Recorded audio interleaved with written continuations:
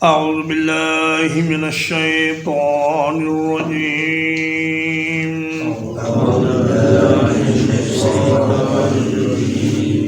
وإذ قال ربك للملائكة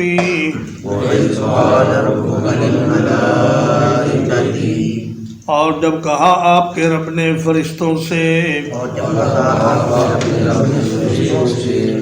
انی خالق بشرا من صلصال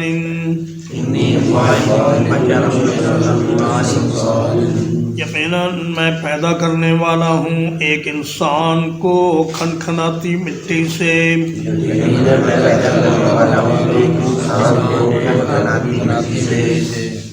من حمائن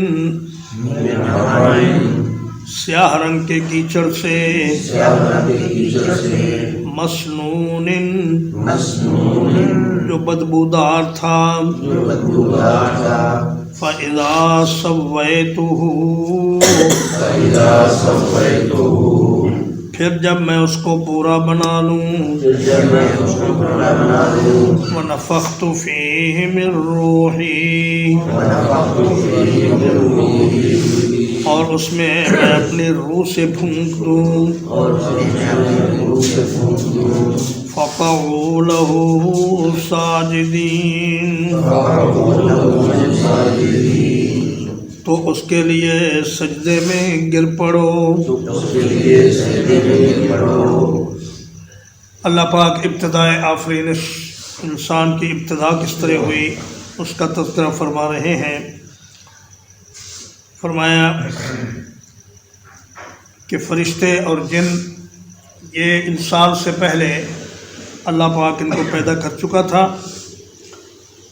اور فرشتوں کی تعداد کتنی ہے اس کا اندازہ بخاری شریف کی ایک حدیث سے ہو سکتا ہے کہ نبی کریم صلی اللہ علیہ وسلم کو معراج کے رات بتلایا گیا کہ یہ بیت المعمور ہے، اس میں 70,000 فرشتے روزانہ نماز پڑھتے ہیں، اور جو ایک بار نماز پڑھ کے چلے جاتے ہیں پھر دوبارہ ان کی باری نہیں آتی۔ فرمایا وما یعلم جنود ربک الا ہو، اللہ کے لشکروں کو اللہ کے سوا کوئی نہیں جانتا کہ وہ کتنے ہیں۔ اللہ نے ان سب کو حکم دیا کہ دیکھو میں ایک انسان پیدا کر رہا ہوں، اور جب میں اس کو پورا بنا لوں تو مٹی کے جسم کو تم نے سجدہ نہیں کرنا، لیکن جب اس میں جان پڑ جائے اور وہ زندہ ہو جائے اس وقت اس کو آپ نے سجدہ کرنا ہے۔ یہ سجدہ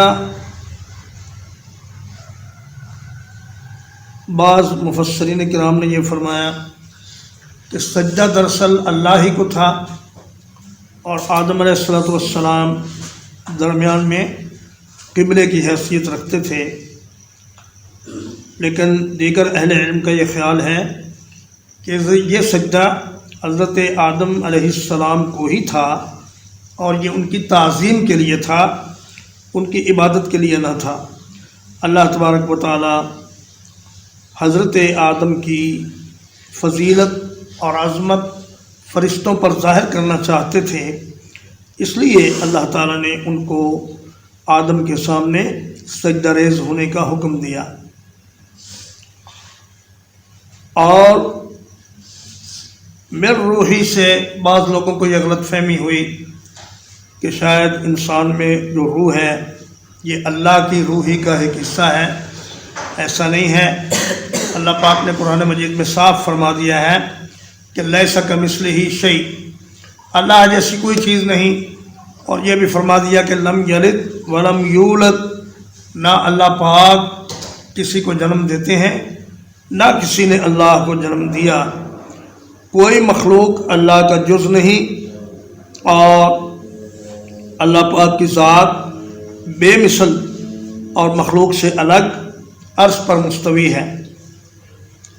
روحی کو جو اپنی طرف نسبت دی یہ تشریف و تکریم کے لیے دی، جیسے فرمایا بیت اللہ، اللہ کا گھر، اللہ کو اس میں رہتا تو نہیں نا، لیکن اس کی عزت بڑھانے کے لیے اس کو اللہ کے ساتھ نسبت دی. یا جیسے فرمایا کہ ناقۃ اللہ، صالح علیہ السلام کی اونٹنی کو فرمایا کہ یہ اللہ کی اونٹنی ہے. ویسے تو سب اونٹنیاں ہی اللہ کی اونٹنیاں ہیں، لیکن اس کو خاص طور پر ناقۃ اللہ اس لیے فرمایا کہ اس کی عزت اور تکریم میں اضافہ ہو جائے.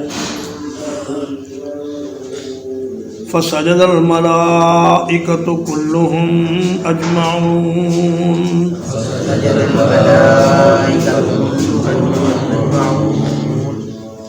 تو سجدہ کیا سب کے سب فرشتوں نے، تمام نے.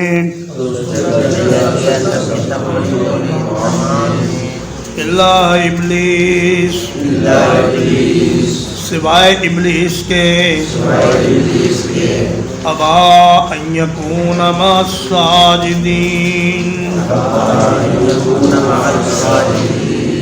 اس نے انکار کر دیا کہ سجدہ کرنے والوں کے ساتھ شامل ہو.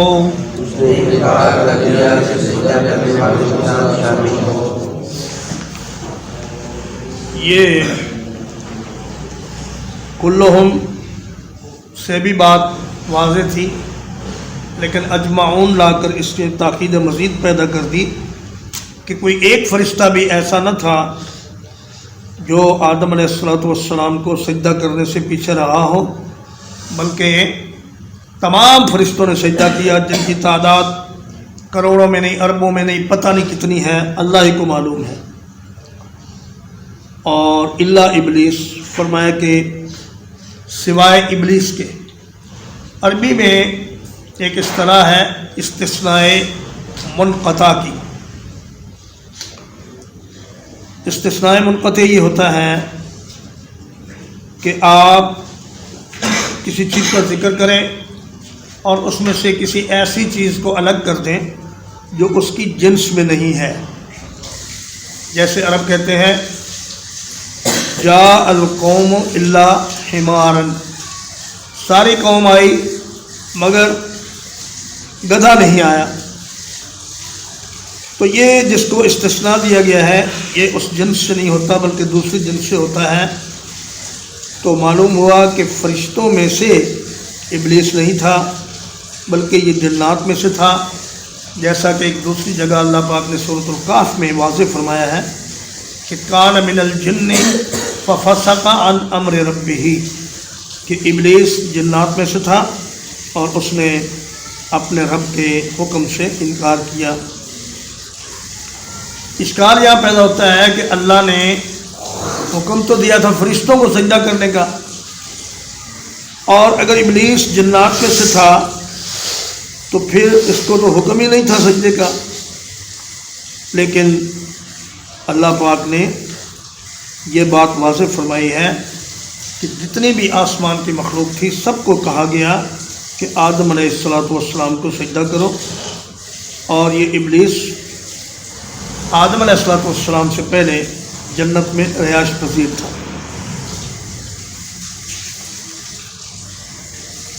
تو اس نے انکار کر دیا. قال یا ابلیس،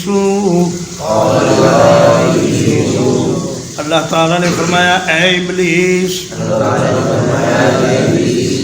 ما لک اللہ تکون مع الساجدین،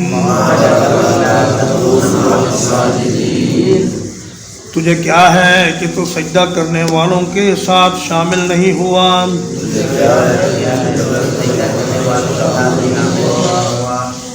قال لم اکن لاسجد لبشر، اس نے کہا میں ایسا نہیں ہوں کہ ایک بشر کو سجدہ کروں. خلقتہ من صلصال، جسے آپ نے ایک کھڑکھڑاتی مٹی سے پیدا کیا ہے. من حمأ مسنون،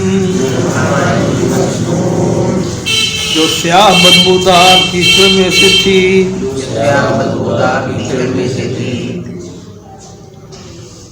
اللہ پاک نے پوچھا کہ اے ابلیس، جب میں نے حکم دیا تھا کہ سجدہ کرو، ما منعک ان تسجد اذ امرتک، جب میں نے تجھے حکم دیا کہ سجدہ کرو تو پھر کیا چیز تیرے لیے رکاوٹ کا باعث بنی؟ تو اس نے کہا کہ یا اللہ، میں آگ سے پیدا ہوا ہوں اور یہ ایک سیاہ رنگ کے بدبودار چکنی کالی مٹی سے پیدا ہوا ہے۔ اللہ تبارک و تعالیٰ نے سورۃ الصافات میں فرمایا ہے، انا خلقناہم من طین لازب، ہم نے انسان کو ایک چپکنے والی مٹی سے پیدا کیا۔ کیچڑ جب عرصے تک راستے میں پڑا رہے اور لوگ اس کے اوپر گزرتے رہیں اور اسے پامال کرتے رہیں تو اس میں ایک قسم کی چکناہٹ پیدا ہو جاتی ہے، اس کیچڑ سے آپ نے اس کو پیدا کیا۔ اور سورۃ الرحمن میں فرمایا اللہ تعالیٰ نے کہ خلق الانسان من صلصال کالفخار، اللہ تعالیٰ نے انسان کو ایک ایسی مٹی سے پیدا کیا جو ٹھیکری کی طرح بجتی تھی اور اس میں سے کھن کھن کی آواز آتی تھی۔ تو اس نے حکم الہی کے مقابلے میں قیاس سے کام لیا، کہا کہ آگ روشن ہے اور وہ اوپر کو اٹھتی ہے اور مٹی تاریک ہے اور وہ پامال ہوتی ہے، پیروں کے نیچے ہوتی ہے، اس لیے یہ کیسے ممکن ہے کہ ایک افضل چیز ایک ادنا چیز کے سامنے سجدہ ریز ہو جائے؟ تو اول من قاسا فہو ابلیس، جس نے سب سے پہلے حکم الہی کے مقابلے میں قیاس کیا وہ ابلیس ہے۔ قیاس اس وقت جائز ہوتا ہے جب حکم واضح نہ ہو اور بعض دوسری چیزوں سے مقابلہ کر کے ایک چیز کا حکم دوسری چیز کے مطابق بیان کر دیا جاتا ہے، لیکن جب قرآن مجید کی واضح آیت آ جائے یا رسول اللہ صلی اللہ علیہ وسلم کا واضح فرمان آ جائے تو اس کے مقابلے میں پھر قیاس کرنے والا ابلیس کا پیروکار ہے۔ جیسے اللہ نے فرمایا واقعی الصلاۃ، نماز قائم کرو، اب ایک آدمی قیاس کر کے یہ کہے کہ جی مقصد تو اللہ کو راضی کرنا ہے، میں مخلوق کی خدمت کروں گا، لوگوں کی مصیبتوں میں ان کے کام آؤں گا اور ان کی پریشانیاں دور کروں گا، ان پر پیسہ خرچ کروں گا اور خدمت خلق کروں گا، تو نماز نہ بھی پڑھوں تو گزارا ہو جائے گا۔ لیکن یہ اس کا قیاس اللہ کے حکم کے مقابلے میں صریحاً غلطی ہے اور خطا ہے۔ تو ابلیس نے بھی اللہ کا واضح حکم آ جانے کے بعد پھر قیاس کیا اور اپنے آپ کو آدم علیہ السلام سے افضل جانا اور تکبر کا شکار ہو گیا۔ تو جو آدمی اپنے آپ کو بڑا سمجھے اور دوسروں کو اپنے سے حقیر سمجھے وہ بھی دراصل ابلیس ہی کے راستے پر چل رہا ہے۔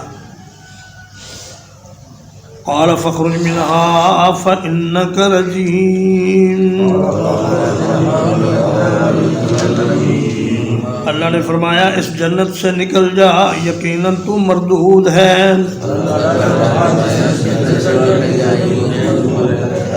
وَإِنَّ عَلَيْكَ اللَّعْنَةَ إِلَىٰ يَوْمِ الدِّينِ، اور بلا شبہ تجھ پر خاص لعنت ہے قیامت کے دن تک۔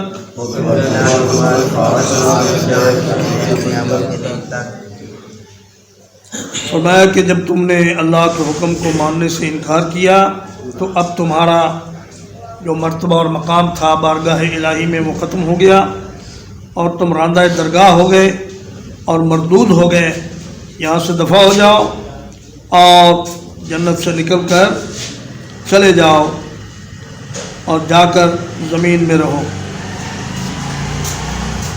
اور تجھ پر میری خاص لعنت ہے۔ اللعنہ الف لام کی وجہ سے اس کا ترجمہ کیا گیا ہے خاص لعنت۔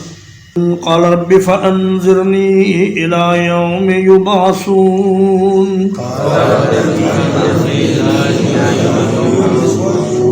کہنے لگا اے میرے رب پھر مجھے مہلت دے اس دن تک جب وہ اٹھائے جائیں گے۔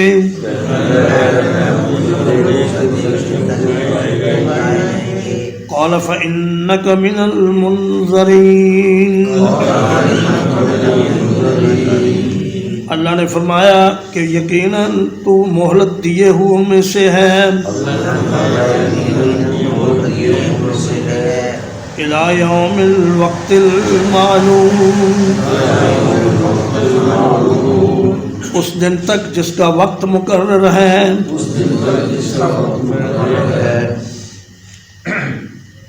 تو اللہ پاک نے فرمایا کہ جاؤ، تمہاری یہ درخواست قبول کی جاتی ہے، تم قیامت کے دن تک زندہ رہو گے۔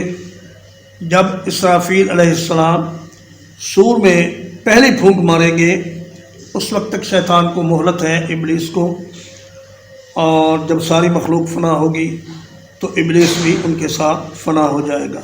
ترجمہ ایک طرف۔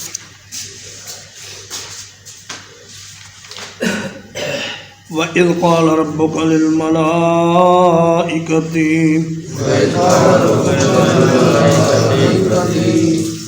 اور جب کہا تیرے رب نے فرشتوں سے، انی خالق بشرا، کہ یقیناً میں ایک انسان پیدا کرنے والا ہوں، من صلصال، کھنکھناتی ہوئی مٹی سے، من حمأ، جو سیاہ کیچڑ ہے، مسنون، بدبودار ہے، فَإِذَا سَوَّيْتُهُ، پھر جب میں اس کو پورا بنا لوں، وَنَفَخْتُ فِيهِ مِن رُّوحِي، اور اس میں اپنی روح میں سے پھونک دوں، فَقَعُوا لَهُ سَاجِدِينَ، تو اس کے سامنے سجدے میں گر پڑو۔ فَسَجَدَ الْمَلَائِكَةُ كُلُّهُمْ أَجْمَعُونَ، تو سجدہ کیا تمام فرشتوں نے، سب کے سب فرشتوں نے، الا ابلیس، سوائے ابلیس کے، ابا ان یکون مع الساجدین، اس نے انکار کر دیا یہ کہ وہ سجدہ کرنے والوں کے ساتھ ہو۔ قال یا ابلیس، اللہ تعالیٰ نے فرمایا اے ابلیس، ما لک الا تکون مع الساجدین، تجھے کیا ہے کہ تو سجدہ کرنے والوں کے ساتھ شامل نہ ہوا؟ قال لم اکن لاسجد لبشر،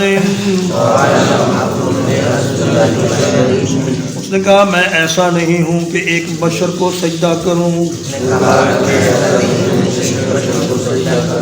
خلقتہ من صلصال، جسے آپ نے کھنکتی ہوئی مٹی سے پیدا کیا، من حمأ مسنون، سیاہ رنگ کے بدبودار کیچڑ سے، قال فاخرج منها فإنك رجیم، اللہ نے فرمایا کہ اس جنت سے نکل جا، یقیناً تو مردود ہے۔ وَإِنَّ عَلَيْكَ اللَّعْنَةَ إِلَى يَوْمِ الدِّينِ، اور بلا شبہ تجھ پر ایک خاص لعنت ہے قیامت کے دن تک۔ قال رب فأنذرني إلى يوم يبعثون، ابلیس نے کہا اے میرے رب مجھے مہلت دے اس دن تک جب وہ اٹھائے جائیں گے۔ ابلیس نے کہا ہے میرے رب مجھے مہلت دے اس دن تک جس دن وہ اٹھائے جائیں گے۔ قال فإنك من المنظرین، اللہ نے فرمایا کہ بے شک تو مہلت دیے ہوں میں سے ہے، الی یوم الوقت المعلوم، اس دن تک جس کا وقت مقرر ہے۔ وصلی اللہ علی نبینا محمد وآلہ وصحبہ اجمعین۔